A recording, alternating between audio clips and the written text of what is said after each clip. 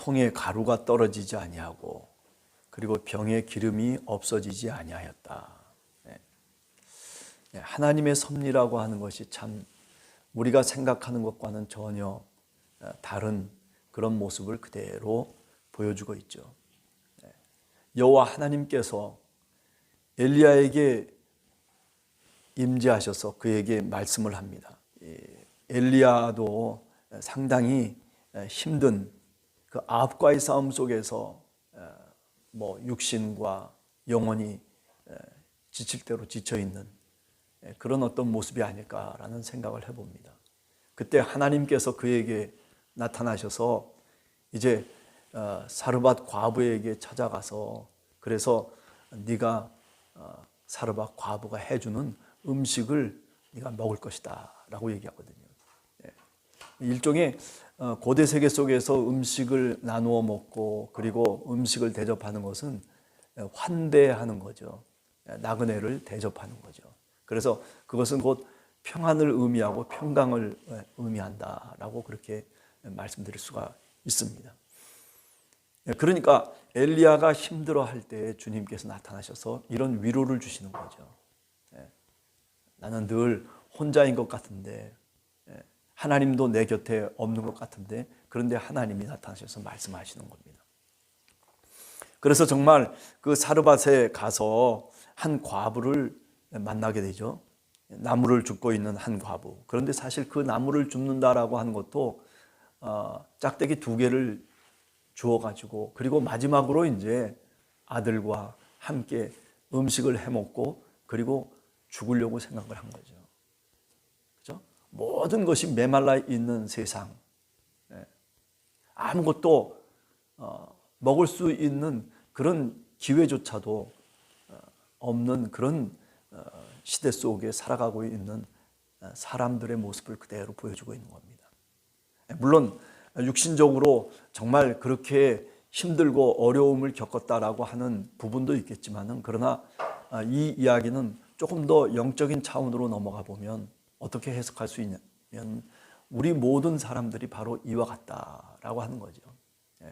하나님을 믿고 믿음 가운데 정말 영혼의 시냇물을 마시면서 메마르지 않는 그 영생수를 마시면서 살아가야 됨에도 불구하고 그런데 그저 오늘 하루 살고 끝마쳐야 되겠다라고 하는 그런 모습으로 세상의 사람들이 어쩌면 오늘을 살아가고 있는 거 아닌가.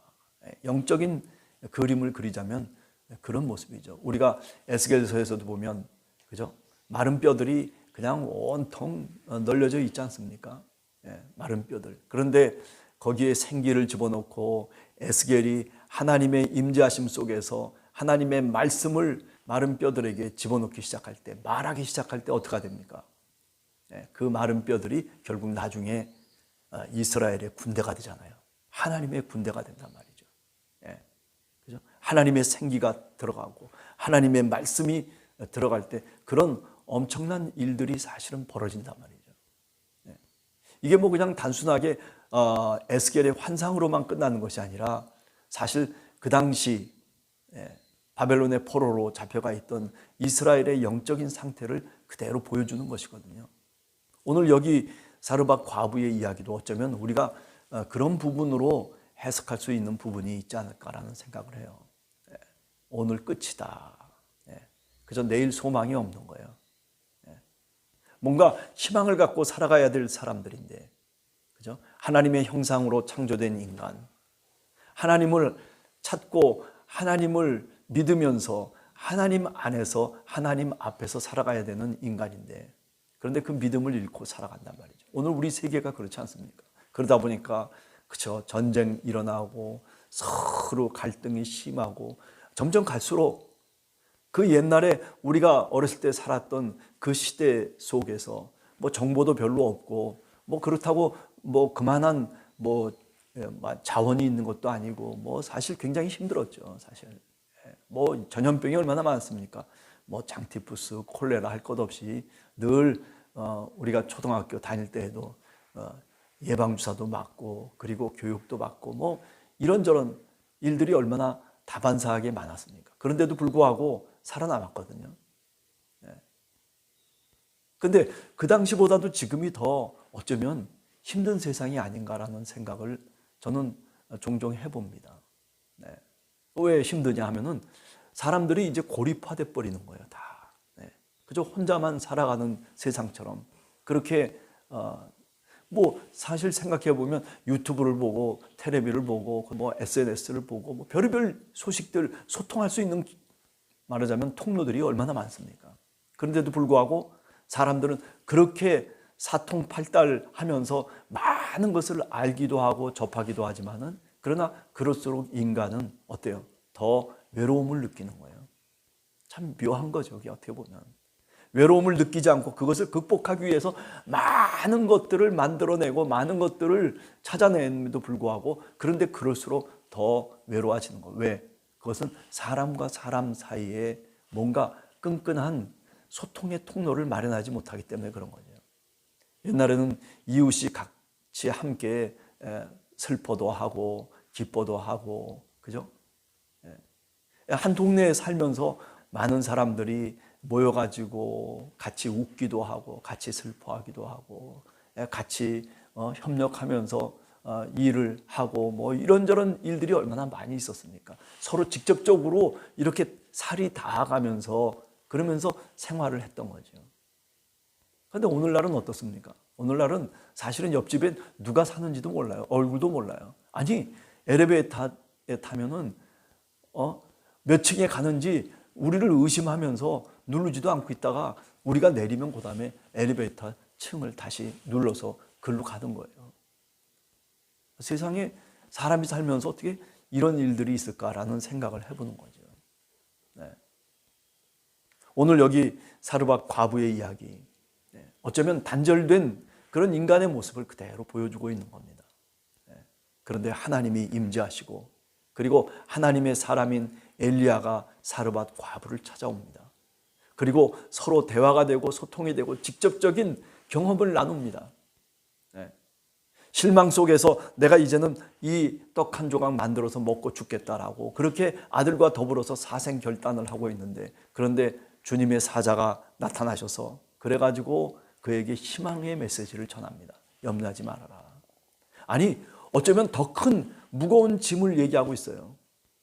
너 떡 한 조각이라도 만들면 나에게 갖고 와서 나로 하여금 먹게 하라. 시험하는 거죠. 우리가 오병이어의 기적 속에서 요한복음 6장에 보면 그죠? 빌립을 주님께서 시험하지 않습니까? 빌립이 아니 이 많은 사람들을 어떻게 먹일 수가 있습니까?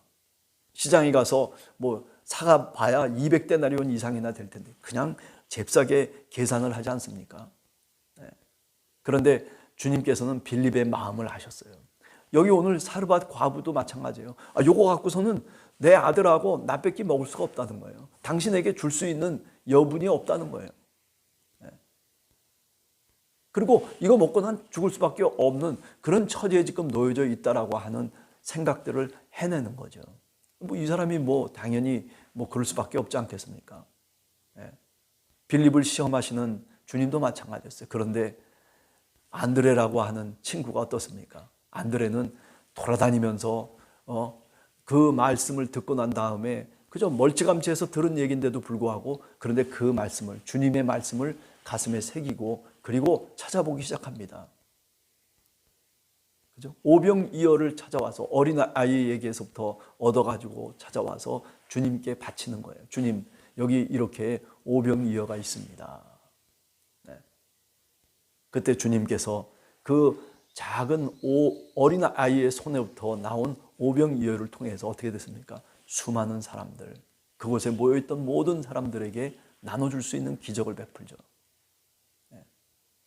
그죠? 마지막 없는 것이라도 하나님께 드리는 그 마음. 저는 오늘 우리 교회도 이런 마음이 굉장히 사라졌다 그렇게 생각돼요. 옛날에는 그저 내가 굶더라도 교회에 나와서 같이 함께 마음을 같이 하고 기도도 같이 하고 진짜 내 삶이 하나님의 것이다라고 하는 그런 마음을 갖고 얼마나 사실은 더 지나치게 교회를 위해서 주님을 위해서 충성을 했습니까? 오늘날 우리들도 이런 모습들, 오늘 이 사르밧 과부의 이야기가 바로 그것을 우리들에게 얘기하고 있는 거죠. 하나님의 예언자를 통해서 이렇게 말씀하실 때 그때 그것을 믿고 그대로 순종하는 거죠. 오늘날 어떻습니까?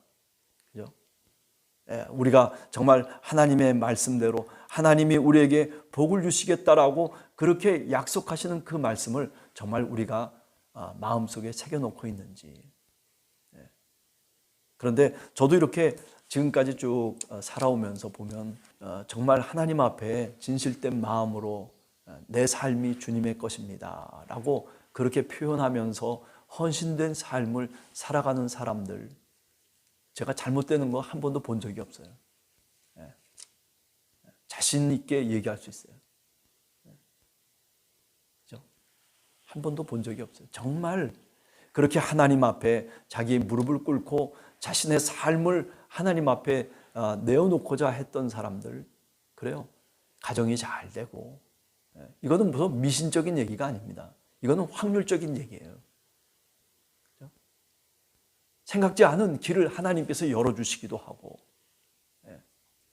문제는 뭐냐면 우리가 그렇게 하나님께 이렇게 오늘 사르밧 과부의 이야기 속에서처럼 이런 진실된 마음으로 어떤 위기 속에서도 하나님께만 길이 있다라고 하는 것을 분명히 믿고 그리고 하나님께 간구하며 하나님께 자기를 헌신할 때 하나님이 우리를 왜 좋은 길로 인도하지 않겠습니까? 만약에 하나님이 계시다면 그렇다면 하나님을 믿는 우리를 하나님이 당신의 원하시는 그 길로 왜 인도하지 않겠습니까? 오늘 성경 말씀을 통해서 우리가 이렇게 보면, 그죠? 엘리야가 그 사르밧 과부에게 얘기하고 있습니다.